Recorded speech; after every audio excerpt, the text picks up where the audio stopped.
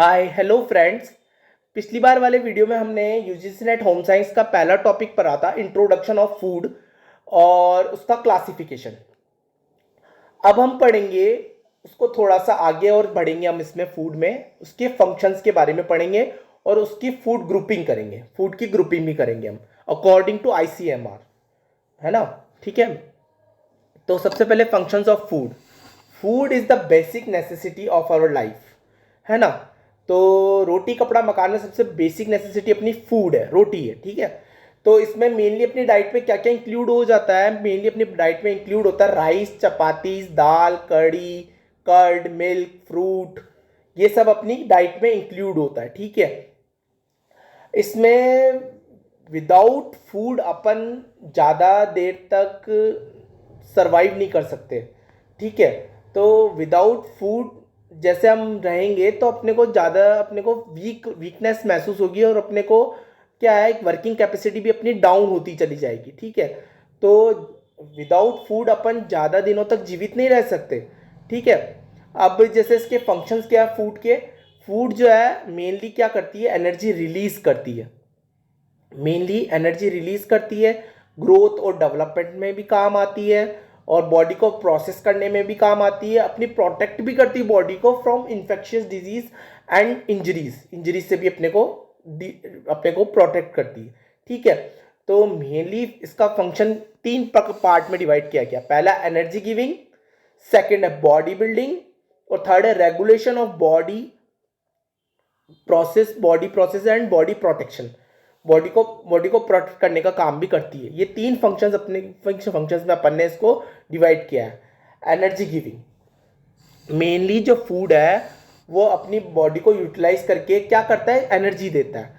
और एनर्जी से अपनी बॉडी क्या क्या करती है, फिजिकल एक्टिविटीज करती है, जैसे कि like sitting, standing, walking, running, climbing. ये सब काम जो है फूड के द्वारा ही हो पाता है। अपन अपनी बॉडी फूड लेती है, उसके द्वारा एनर्जी के द्वारा ही हो पाता है। ठीक है, वी स्पेंड एनर्जीज, हम अपनी एनर्जी को स्पेंड करते हैं, खर्च करते हैं। कहाँ करते हैं? कुकिंग करने में, स्टिचिंग करने में, गार्डनिंग करने में, वर्किंग करने में मेनली। ठीक है, और जितना ज़्यादा अपन हैवी वर्क करते हैं उतनी ज़्यादा अपने को थकान होती है और अपने को भूख भी लगती है, बहुत ज़्यादा भूख भी लगती है। देखा होगा आपने, कभी एक्सरसाइज करते तो अपन एक्सरसाइज के बाद में अपने को थकान भी बहुत होती है और सबसे पहले अपने को प्यास लगती है और प्यास के बाद अपने को भूख भी लगती है। ठीक है ना, तो ये मेनली क्या होता है, एनर्जी गिविंग। फूड से अपने को क्या मिलती है, एनर्जी मिलती है। ठीक है, अब एनर्जी का मतलब हो गया फूड में, देखो न्यूट्रिएंट्स मैंने पिछली बार ही बताया था पिछली वाले वीडियो में कि न्यूट्रिएंट्स 6 टाइप के होते हैं। तो उसमें से मेनली जो एनर्जी प्रोवाइड करता है फूड को वो होता है कार्बोहाइड्रेट और फैट और प्रोटीन, जिसके कारण अपने को एनर्जी मिलती है। ठीक है, मेनली कार्बोहाइड्रेट होता है जिसके कारण अपने को एनर्जी मिलती है, कार्बोहाइड्रेट और फैट होता है। ये दो न्यूट्रिएंट ऐसे होते हैं जिसके कारण अपने को बॉडी में डिमांड होती है और वो अपनी बॉडी में एनर्जी प्रोवाइड करते हैं। ठीक है ना, यही सब इसमें लिखा हुआ है। ठीक है, अब नेक्स्ट है कि जो अपनी जो कार्बोहाइड्रेट, फैट और प्रोटीन होते हैं वो एनर्जी में अपने को अमाउंट ऑफ एनर्जी रिलीज करते हैं। तो 1 ग्राम कार्बोहाइड्रेट कितनी एनर्जी रिलीज करता है, 4 kilo calorie. 1 gram of fat क्या, 9 किलो कैलोरी।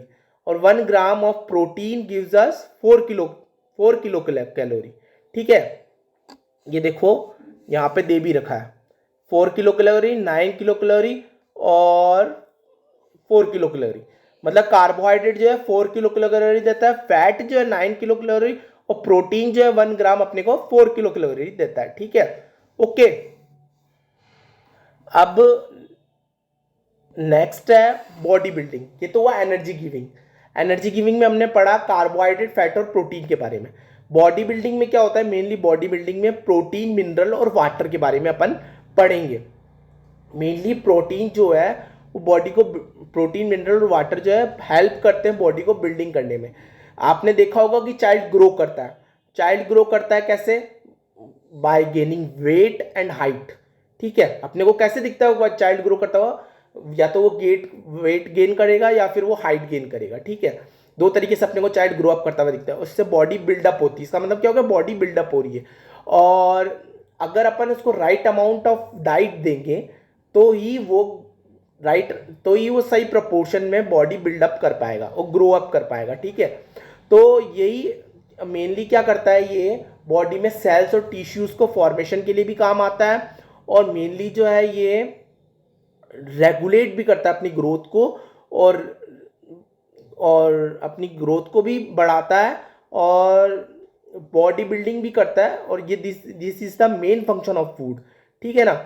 और इसमें मेन जो है वाटर जो है main component of body cell होता है, जो कि 65% ऑफ आवर टोटल बॉडी वेट, मतलब कि टोटल बॉडी वेट का 65% वाटर होता है, ठीक है।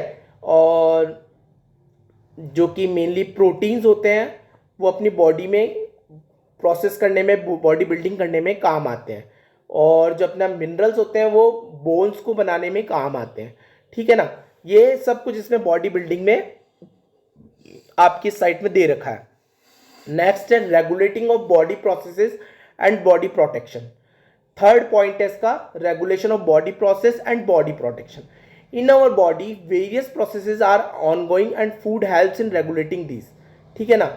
अपनी बॉडी में बहुत सारी चीज़ें, बहुत उथल पुथल अपनी बॉडी में होती रहती है, जो कि फूड क्या करता है, उनको रेगुलेट करने का काम करता है, ठीक है। Food also helps in protecting our body from various infections and disease. मैंने बताया था कि फूड जो है अपनी बॉडी को प्रोटेक्ट करने के काम भी आता है, और अपने को डिजीज से भी बचाता है, और कोई इन्फेक्शन, कोई इंजरी हो जाती है उसी से भी अपने को बचाता है, ठीक है ना। तो बॉडी को रेगुलेट करने के लिए मेनली क्या काम आता है, विटामिन। सबसे पहले vitamin, protein, mineral and water. Vitamin जो होता है मेन काम आता है, ठीक है।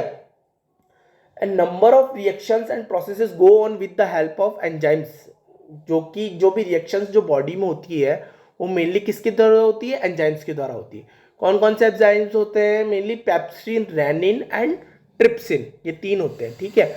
Enzymes help in facilitating various reactions in our body. Their role is more like a catalyst, ये एक तरीके से कैटलिस्ट की तरह काम करते हैं, और ये बॉडी में पार्टिसिपेट करते हैं like respiration, digestion, absorption and metabolism of food, ठीक है। रेस्पिरेशन में, डाइजेशन में, एब्जॉर्प्शन में एंड मेटाबॉलिज्म ऑफ फूड में ये मेनली हेल्प करते हैं enzymes. To all the enzymes are protein, ठीक है, ये बात ध्यान रखना, सारे एंजाइम्स क्या होते हैं, प्रोटीन होते हैं, जो कि हेल्प करते हैं रेगुलेट करने में इन अवर बॉडी। बहुत से प्रोसेसेस को रेगुलेट करने में अपने बॉडी में काम आते हैं, ठीक है।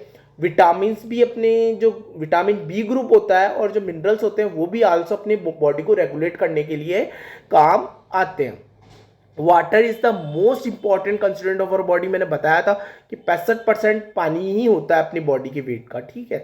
From the body waste material जो अपना निकलता है मेनली, जैसे पसीने से निकला, यूरिन से निकला, फैसेस से निकला, वो क्यों होता है, वो mainly due to water, water के कारण ही निकल पाता है, ठीक है ना।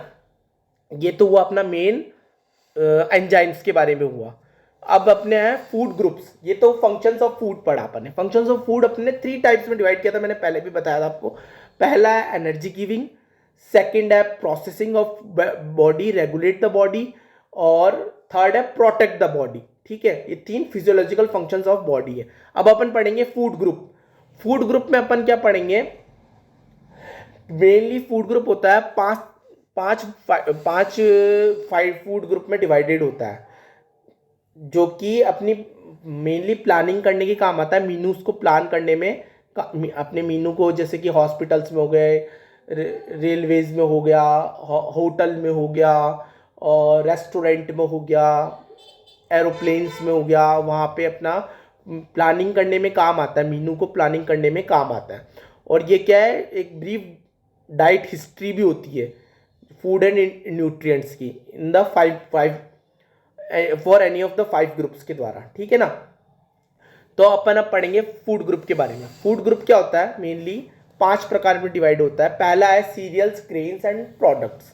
सीरियल ग्रेन्स, सीरियल ग्रेन मतलब कि जितनी भी दाल नहीं, जितने भी गेहूँ, चावल, बाजरा, मक्का, जवार, गेहूं, जितनी भी चीजें हो गई, ये सब क्या आ गई, सीरियल्स में आ गई, ठीक है। सेकंड है पल्सेस एंड लीगम्स। पल्सेस एंड लीगम्स मतलब दालें, जितनी भी दालें हो गई और जितने भी सोयाबीन हो गए, ये सब क्या आ गई, काली दाल, मसूर की दाल, उड़द की दाल, मूंग दाल, ये सब क्या आ गई इसमें, पल्सेस में आ गए। थर्ड है milk and meat products. Milk and meat products में क्या आ गए, सारे मिल्क आ गए, चीज़ आ गई, मीट आ गया, ठीक है। फोर्थ है fruit and vegetable. Fruit and vegetables में सारी फ्रूट्स आ गए और वेजिटेबल्स आ गए। और फिफ्थ है फैट एंड शुगर। फैट में सारा फैट आ गया, शुगर आ गया, घी आ गया, बटर आ गया और सारे ऑयल्स आ गए, ठीक है। ये सब अपने फैट्स एंड शुगर्स में आ गए।